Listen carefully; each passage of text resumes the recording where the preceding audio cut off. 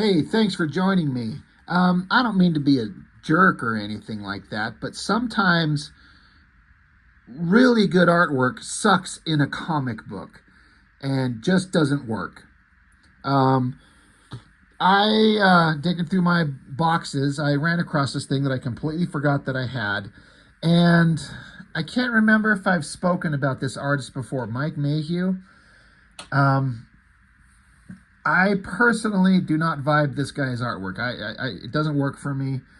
I don't like it. And he's another one of those guys where he's clearly very talented and puts in a lot of effort, but I don't think every kind of art style works for comic books.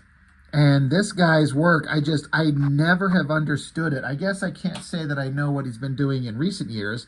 I've only ever seen his stuff, several years ago. I don't know what he's doing. I don't know anything about the guy. But the work in this book is just, I was going to say it's just the worst, but that's not even actually accurate. I don't know how to put it. It's like illustration, but trying to do comic book sequential storytelling. Each individual drawing is very good, and any kind of like fine artist would be proud to have artwork that looks like this. But when you do stuff that's so hyper realistic, you've got to find a balance to make it look interesting for a comic book. And some artists can. Alex Ross is one that I would say can do hyper realistic comic art, but still have it feel relatively energetic and exciting.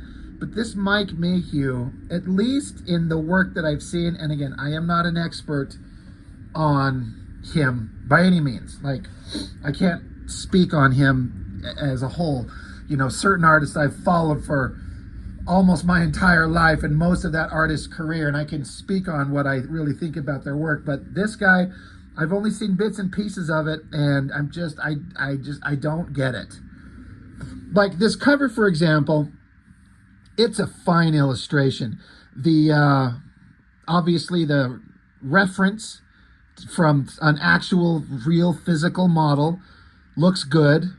She's attractive, but the expression on the face, it looks like she was just standing in the water and some creeper with a camera caught her, and she's just seeing it for the first time, like she's shocked, like, oh my god, somebody's watching me. Does that make for an awesome cover? It's kind of eye-catching because it's a hot girl and almost undressed totally, but is it again, if this was just like a pinup, just an illustration, like if you're scrolling through Instagram and you saw this, you'd probably stop and be like, that's a good drawing. And for a cover, I guess it's okay, but does this kind of artwork translate into interesting comic book work? We'll see. Weird to have the inside front cover just have nothing on it. Put something there.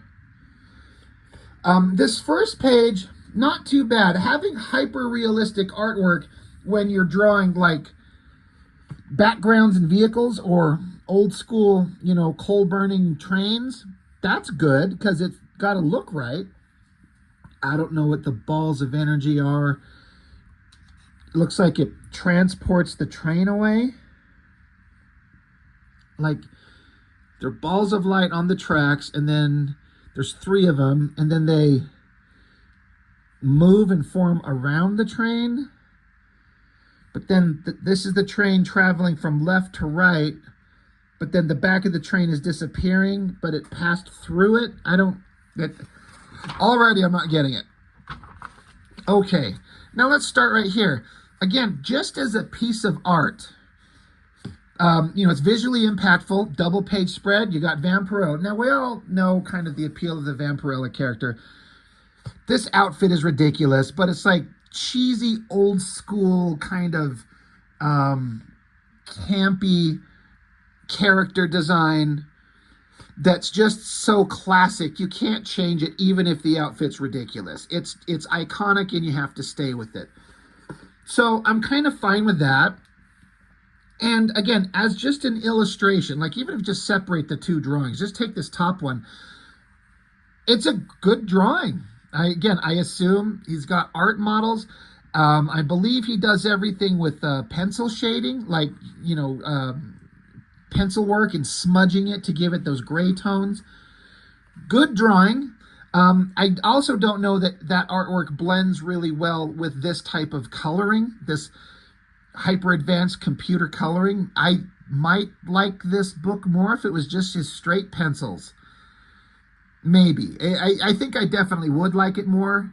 Not a lot, but I would personally kind of dig it a little more just to see his straight pencil work. But the coloring kind of works here. Front shot of her there, back shot of her there. But she's up on this building, and then now she's like, this is a reverse angle looking down. You got these cars in the street, but no details on the road. No, like, the painted lines in the street. No texture on the asphalt. No curbs. No nothing. It's just this blank void. We're just supposed to be distracted by her ass. And it's a good drawing, but I'm going to say compositionally, having her foot just fucking vanish into her head here, dark black boot, and then her black hair just have them just blend together, that sucks. That's, it's so easy to kind of get wrapped up in the beautiful illustration you're doing that you miss some artistic kind of compositional things. And believe me, I know, I draw and I make goof ups like that all the time, but I don't know. This one just feels profoundly and extremely obvious to me. And then also having her boot disappear into the blackness of the shadow here. This just whole thing sucks. But we're distracted by, like, it's a great face. I love her hair. She's beautiful. But that kind of sucks.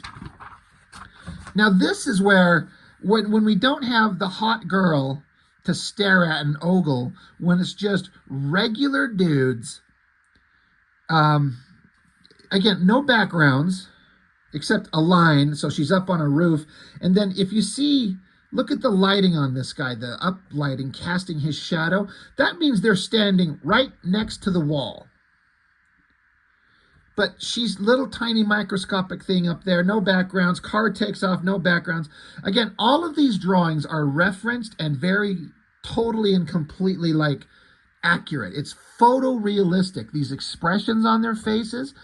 But again, when it leans so heavily into the realism, it just looks like you could just see the photo of a guy and then how he'll give him pointed teeth. It does not work for me.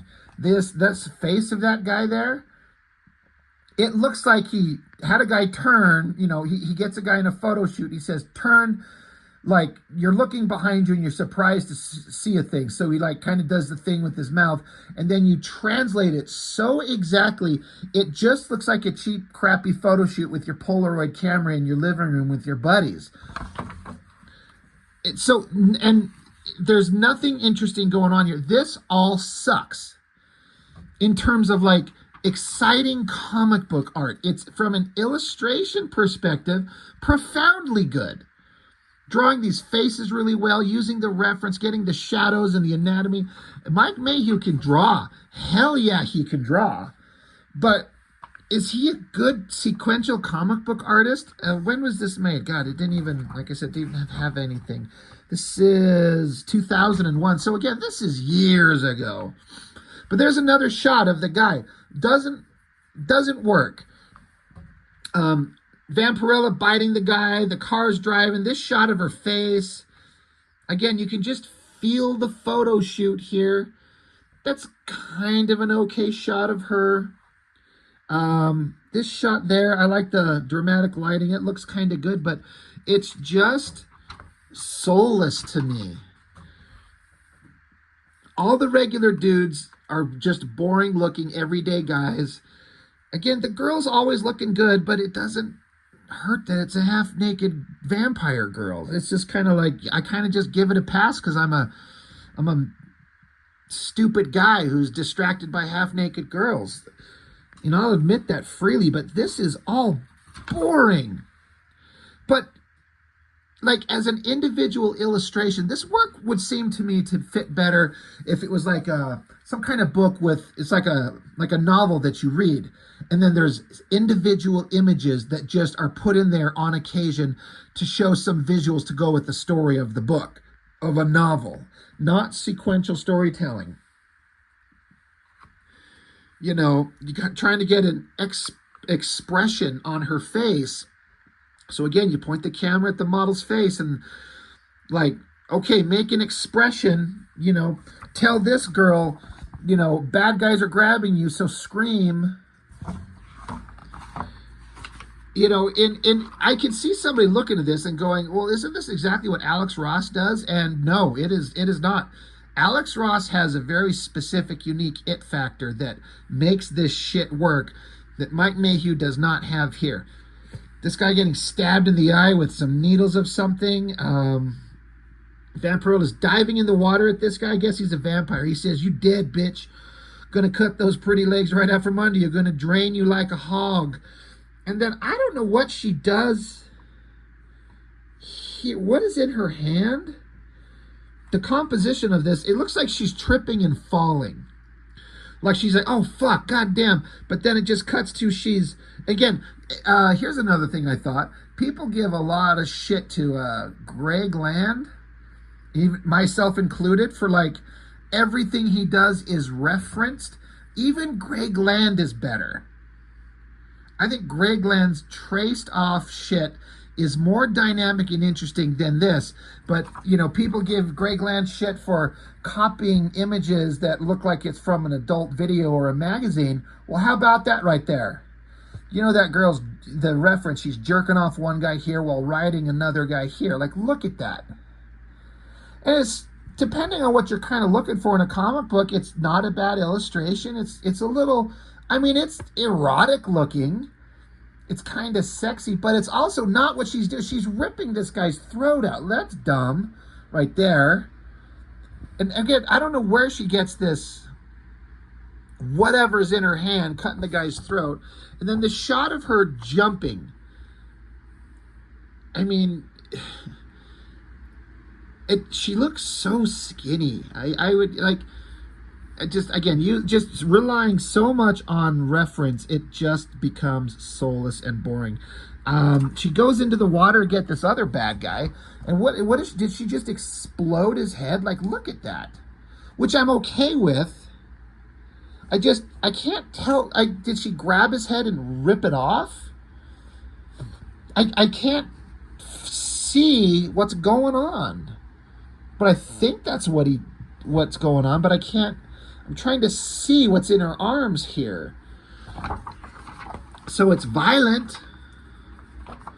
And then they keep fighting. Gosh, she punches the guy straight through the chest. But again, look at this shot. Look at her slugging that guy. But the look on her face, like, look. This is from adult content. Like, look at her face and her fist here. She's jerking somebody off, waiting to get a little pearl necklace going on. And then this punching him through the chest, like, I get her super strength and the violence they're going for, doesn't work. This face, it referenced, accurate, very lifelike, boring. Does not work. So we get a, you know, centerfold, just the cover. And that's fine. Like, I would not feel bad having this on my wall as a piece of artwork. It's not bad. But, like, this right here, this anime, is this supposed to be like an anime version of Vampirella? Because she's got the same kind of pussy bird design right here on her outfit. This anime thing with the coloring and the styling is 1,000 times more interesting than this. Again, this is just my opinion. I appreciate it if you think completely differently and you dig the artwork. I'm not trying to take it from you. This is just my opinion. You know, jumping kick shot.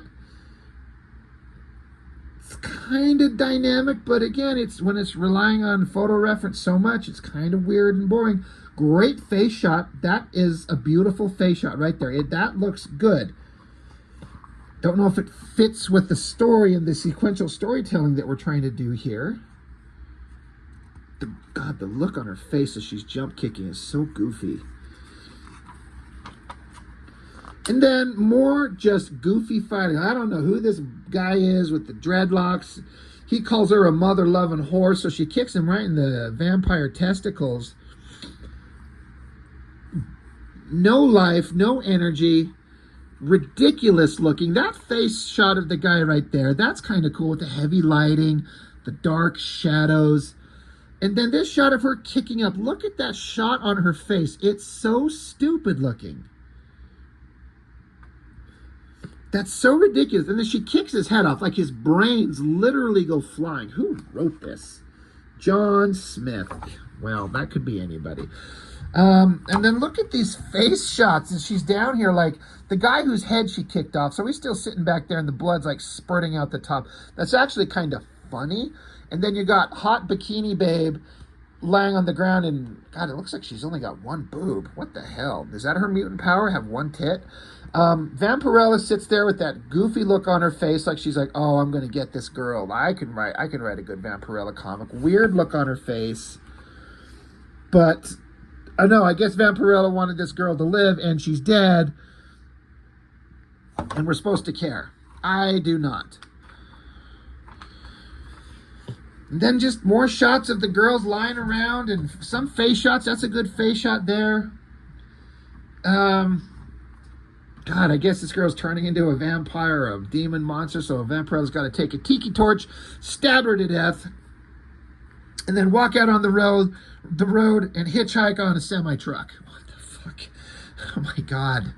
Oh, jeez. And then the train thing at the beginning. Oh, yeah, whatever that was. I guess we're coming back to that, and this is supposed to be continuing into something else. Well, that's the end of that. If you couldn't tell, I was not a fan of this at all.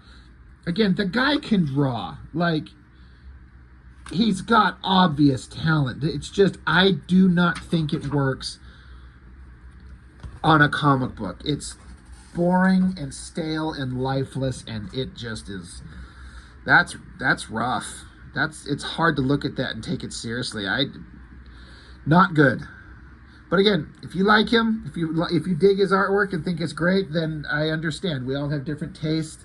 This is just mine. Not a fan. But anyway, this random ass Vampirella, like, I don't even know what the hell it was. It doesn't tell you.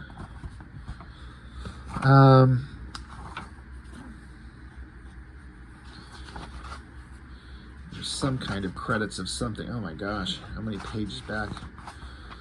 Fear of Mirrors, Part 1. Yeah, I don't know who's, script by John Smith. I don't know. Not my favorite. But, maybe it'll get some views on the channel if it's Vampirella. So, we'll see. Anyway, that's all I've got. Thanks for watching. I appreciate it. I'll see you next time.